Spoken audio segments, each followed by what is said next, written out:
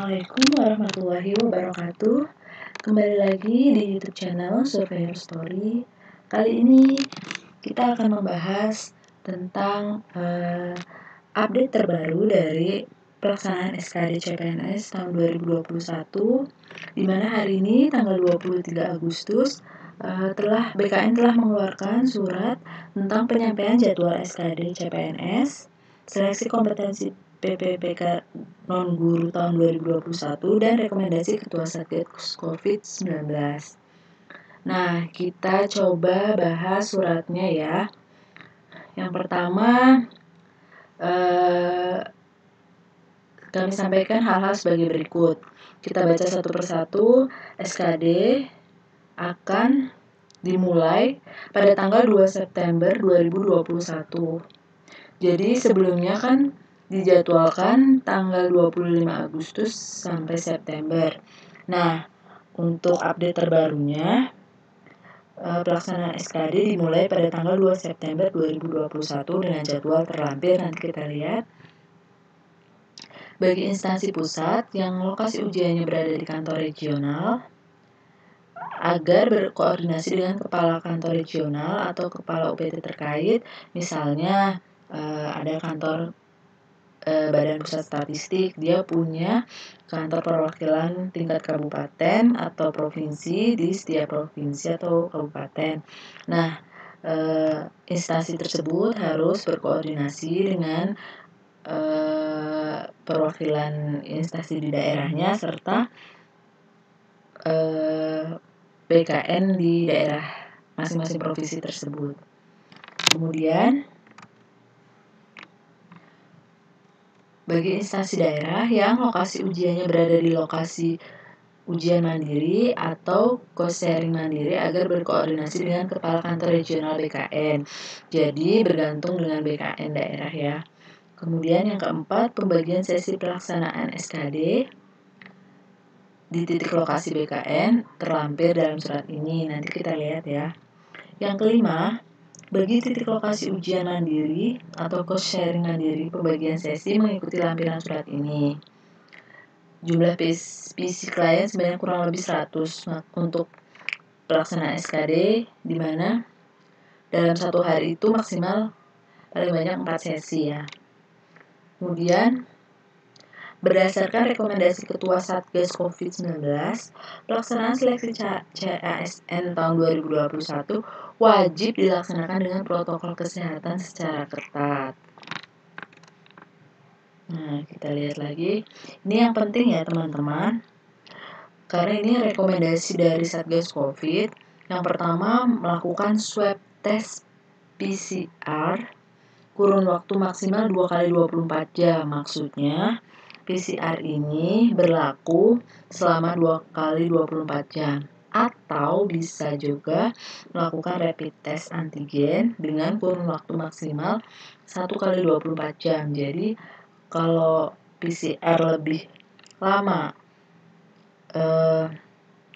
jangka waktu penggunaannya, kalau rapid test antigen hanya berlaku sehari saja. Dengan hasil negatif atau non reaktif yang pelaksanaannya wajib sebelum mengikuti seleksi CASN tahun 2021. Jadi misalnya kamu mendapatkan jadwal tanggal 2 September, maka tanggal 1-nya kamu harus sudah melakukan tes PCR atau rapid test. Sebaiknya H-1 ya, jadi berlakunya itu panjang, apalagi untuk yang rapid test antigen.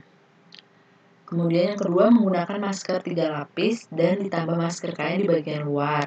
Jadi pakai masker medis yang 3 lapis di lapisan pertama, kemudian lapisan luarnya memakai masker kain. Hal ini pasti akan dicek oleh panitia ya. Yang ketiga, jaga jarak physical distancing minimal 1 meter. 4, cuci tangan dengan sabun. Nanti semua pasti sudah disediakan oleh panitia. Kemudian yang kelima, ruang kegiatan maksimal diisi 30% dari kapasitas normal. Misalnya satu ruangan itu biasanya diisi 30 orang, berarti hanya boleh diisi 30%-nya dari 30 orang saja. Kemudian yang terakhir khusus bagi peserta CASN di Jawa, Madura, dan Bali wajib sudah divaksin dosis pertama. Nah, teman-teman yang calon pelamar yang belum vaksin di 3 daerah ini harus wajib mencari secepatnya vaksinasi atau melakukan vaksinasi dosis pertama minimal ya. Kemudian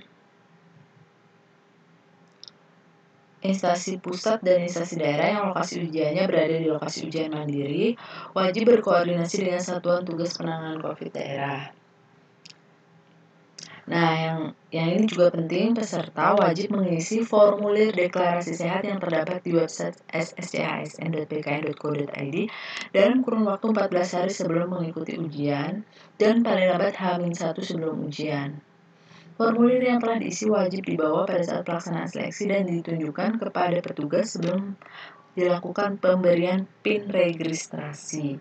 Jadi, kalian login lagi ke SSCASN, kemudian ada formulir deklarasi sehat kalian isi. Jika kalian memang sehat, 14 hari sebelum pelaksanaan ya. Kemudian, nah untuk jadwal seleksi P3K guru akan disampaikan oleh Kementerian Pendidikan. Jadi menyusul ya jadwalnya. Nah, ini pembagian titik lokasi pelaksanaan SKD. Ada berbagai macam ya.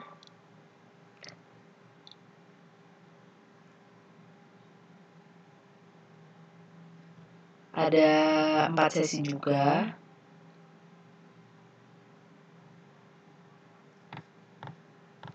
Nih, misalnya titik lokasinya kantor regional atau UPT BKN, UPT BKN Serang, Mandiri BKN Provinsi Banten.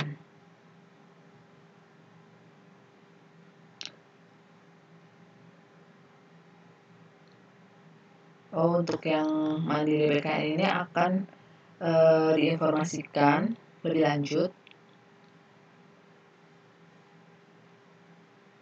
Nah, kemudian ini contoh, misalnya dalam satu sesi, dimulai dari setengah 7 pagi sampai jam 8 pagi, itu kegiatannya antara lain registrasi dan pemberian PIN peserta. Registrasi itu meliputi penyerahan berkas seperti tadi yang formulir kesehatan menyatakan sehat, kemudian kartu peserta juga. Nanti kemudian kalian akan diberikan PIN peserta. Kemudian penitipan barang, body checking, yaitu cek suhu dan lain-lain. Kemudian peserta masuk ruang tunggu steril. Jadi akan disiapkan ruang tunggu steril. Kemudian perpindahan peserta dari ruang steril ke ruang ujian. Kemudian selanjutnya langsung 100 menit yaitu pelaksanaan SKD CPNS menggunakan komputer dengan berbasis sistem CAT. Kemudian setelah pelaksanaan satu sesi selesai, dilakukan penyemprotan disinfektan untuk selanjutnya dilaksanakan sesi kedua berikutnya. Dan seterusnya sama untuk berulang selama 4 sesi. Nah, kemudian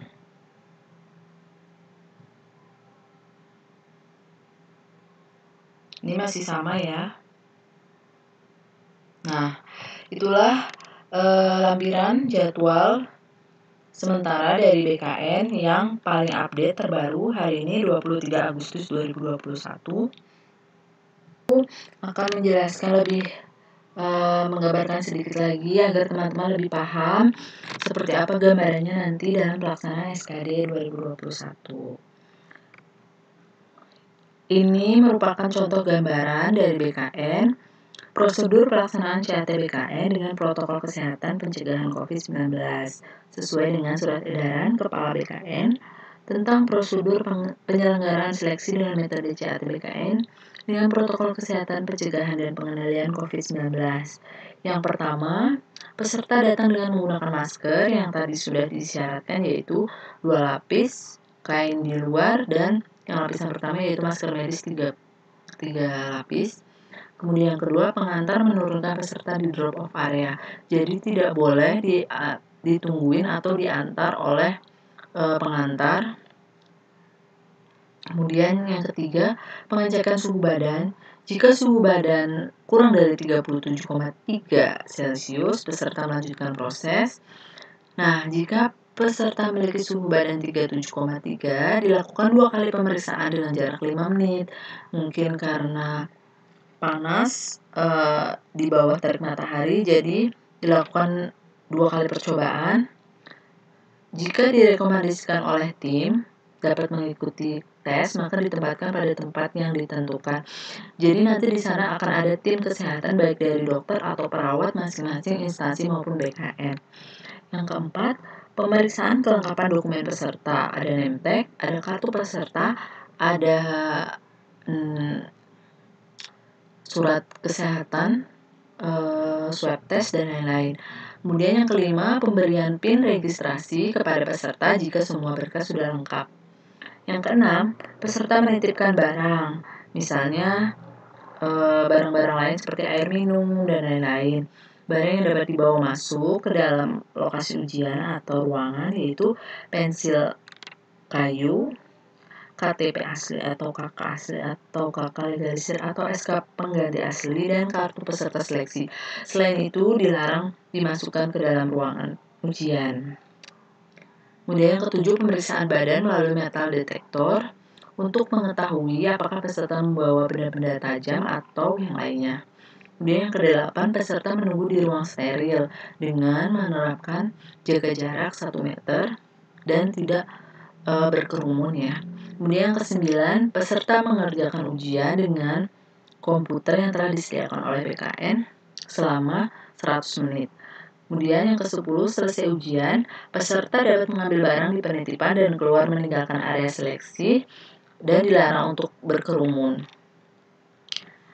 Hasil seleksi terakhir dapat dilihat melalui live streaming di channel YouTube BKN. Jadi tanggal 23 Agustus ini sudah diumumkan hasil final, hasil dari masa sangga yang tidak mungkin ada perubahan lagi. Jadi sudah final. Nah, fitur baru CAT BKN pada masa pandemi, live score nilai peserta via live stream YouTube.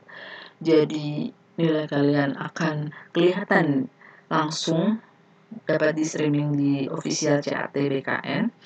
Jadi subscribe saja channel ini. Kemudian fitur presensi via aplikasi, jadi presensinya sudah tidak manual lagi di dalam kertas atau yang sebelumnya, tapi menggunakan aplikasi. Kemudian sertifikat hasil SKD juga diberikan yang ditandatangani secara elektronik oleh Deputi Bidang Sistem Informasi Kepegawaian. Kemudian ada face recognition. Setiap tilak mandiri memerlukan webcam ya untuk mengetahui atau mengidentifikasi wajah dari peserta, apakah dia memang benar-benar peserta yang terdaftar atau jangan-jangan digantikan oleh orang lain. Nah, kemudian hal yang perlu diperhatikan, nih ada beberapa ruangan yang akan disediakan dan peserta harus paham ya, jadi tidak bingung lagi nanti saat pelaksanaan. Jadi ada yang namanya ruang tunggu peserta. Ruang yang digunakan untuk menunggu bagi peserta sebelum proses registrasi. Kemudian ada ruang penyimpanan atau locker untuk menyimpan barang-barang peserta, tapi diharapkan para peserta itu tidak membawa terlalu banyak barang. Kemudian ruang registrasi, ruangan khusus untuk registrasi pemberian PIN sebelum peserta ujian. Kemudian ruang tunggu steril.